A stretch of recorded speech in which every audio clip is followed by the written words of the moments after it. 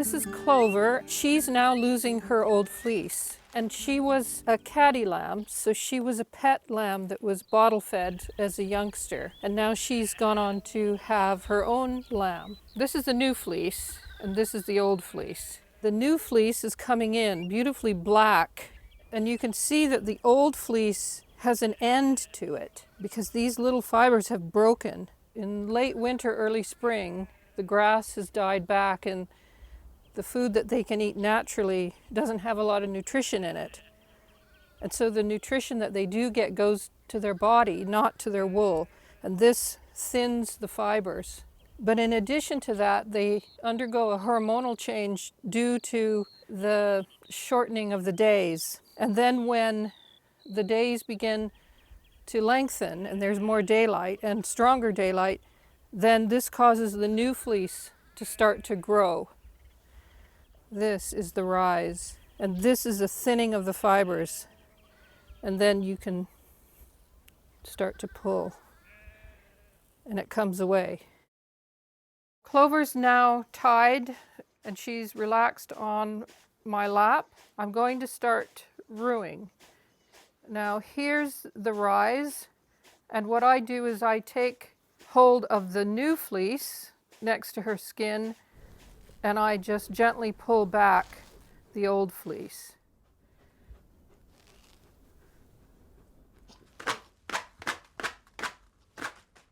Calm down. The ewes are often quite impatient with this process, and this of course takes a little bit longer than shearing. Yes, I know. Clover is quite young, so she's probably never been rude before, but old ewes that were used to being rude, they just put up with it. But she's actually really calm. So when we pull away these fibers that have thinned greatly, they do break apart at their thinnest point. And when that happens, there's a sound. Now she has different colors, but mainly her color changes are along the length of the staple, not in big sort of clumps across her body. So in the past you could sort of sort your wool as you rooed by color if that was the kind of sheep you had. But in this case I would just put it all in one pile. During brewing, the animals often poo and pee and all of that, and you just accept it because they're a bit nervous of being tied and held for a long time. So I'm just pulling away at these staples. So I'm moving now toward the area around the shoulders, and this sometimes doesn't come away as easily as other parts. The wool seems to shed really in stages, and the front of the neck, under the chin and around the neck, seems to come off first. That wool is some of the softest wool, and so it was brewed early if it looked like it was starting to come off, because it was quite valuable, especially for very fine garments. And so sheep were sometimes brewed in stages because the natural break in the wool didn't happen all at once. It might happen over the course of a few weeks. And in this case, Clover has had that happen where this wool toward her back had started to shed naturally. But also she's had a lamb, and the lambs, sometimes they'll climb on their mothers and cozy up to them at night, and so that starts to loosen wool that's already quite thinned, and it'll catch on fences and in heather and things like that.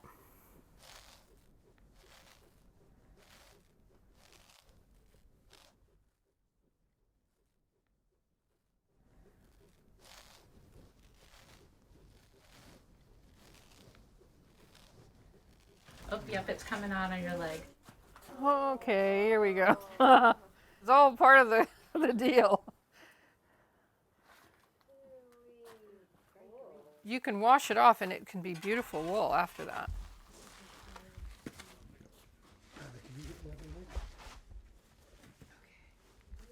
She seemed to like her head on my leg, so that's fine. When a sheep sheds its wool naturally, there is this then end of the old fleece and the beginning of the new fleece.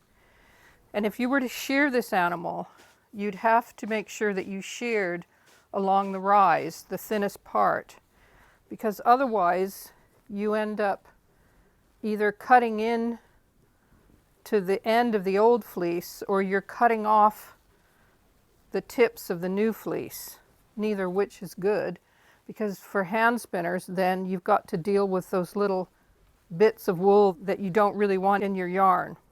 So this is why if a sheep can shed its own wool, it's better that it's rude. Now, Shetlanders knew this long ago. The reason we know this is because when Shetland became part of Scotland in the mid-15th century, there began this process of putting Scottish ways into Shetland rather than the old Norwegian ways of doing things. In 1617, the King of Scotland, James VI, he decided that rooing was a barbarous act and it should be outlawed. And he said that Shetlanders and Orcadians should clip their wool at the same time as they do on the Scottish mainland, and that they should be clipped and not rued, and they would be fined for every fleece that they rued. Well, the Shetlanders and the Orcadians were having none of this because they knew it would be damaging to their wool clip, because of course the natural molt happens in the spring, and they were clipping sheep in the wintertime on the Scottish mainland. So this would mean that they wouldn't get the full growth of the fleece if they clipped that early. But not only that, then this short bit that was left would end up shedding on its own. So they went to Edinburgh and pleaded their case and argued that if they had to do it that way, their sheep would die, they wouldn't be able to pay their taxes, and they'd have to move away from Shetland, probably to Norway. So this was argument enough for the government to say, okay, brewing can continue. It's really only been since the mid-20th century that Shetlanders have really clipped their wool, and only recently that they've used electric shears. But they still rue occasionally. One of the times that they do rue is when they're going to show an animal at an agricultural fair, because as you can see, it's this beautiful even fleece that's left rather than the fleece that's been cut into by shears. And so show animals will often still be rude.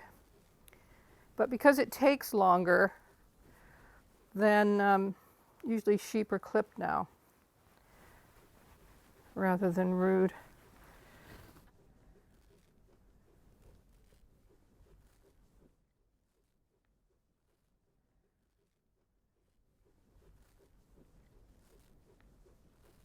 So when this break starts to happen in the spring, the wool can be shed naturally. And if you don't want to lose your wool, you need to get out there and start rooing. To avoid losing wool, people would go out and rue on a regular basis until the wool was off. Invariably, there was wool that came loose and blew and got stuck in the landscape. That wool was called hentilagets, those little tufts of wool. And people did collect those because it's really nice wool if you catch it in time. If it's left into the winter, it starts to get a bit brittle.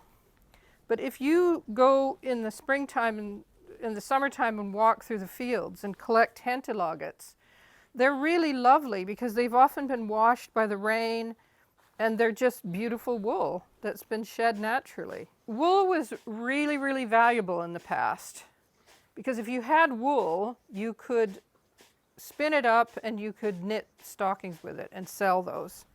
And so people did steal sheep just for wool. And there are sheriff's records that talk about how people were caught with, a pair of stockings that they just made and the sheep there, and they matched the wool of the stockings to the sheep, so they knew that sheep had been stolen for its wool. Often, as well, the sheep were stolen in the spring, in the early summer when the wool was coming off. But there were also people who begged for wool, and they were called ooltiggers. And they were people who were probably homeless, really poor, but they could spin and they could knit. So they'd go around and beg households, crofting households, for wool, maybe not getting the best wool. Even if they got a little bit of wool, they could spin that up and make stockings and sell them.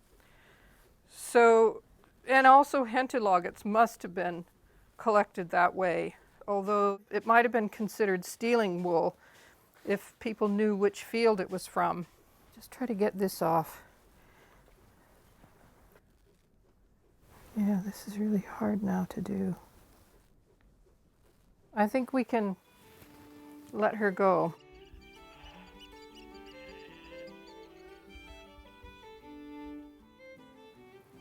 So because we have a rude fleece and not a shorn fleece, we have to store the wool in a different way than you would a fleece that is cut and looks like a sheep's fleece. When people rued their wool, they stored it in a different way. And what they did was to create a long twist of wool, and then it was sort of knotted up in itself and made into a bundle, and then it was stored like that. I'll give you that end, Isla. And what you'll do is you start to twist, and I'll start to twist in the other direction. What we'll do is we'll add the wool as we go. Sort of slow down a little bit until I've caught up with you. And the idea is just to get the wool kind of knotted together. And this is called snooting the fleece, or snooting the wool. Now you'll have to make sure that that end doesn't untwist. And it's hard to kind of work these smaller bits in. So you can see that you're not really sorting the wool or anything like that at this point. You're just bundling it up. Now you might have to stand up because we'll need more length. But there, we've got a nice knot, a nice snood already that's forming.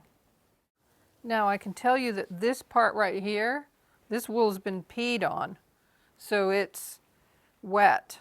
And so normally we wouldn't snood this in because it would go off after a while because it's wet. But for now, we'll just put that in and then we'll open this up again.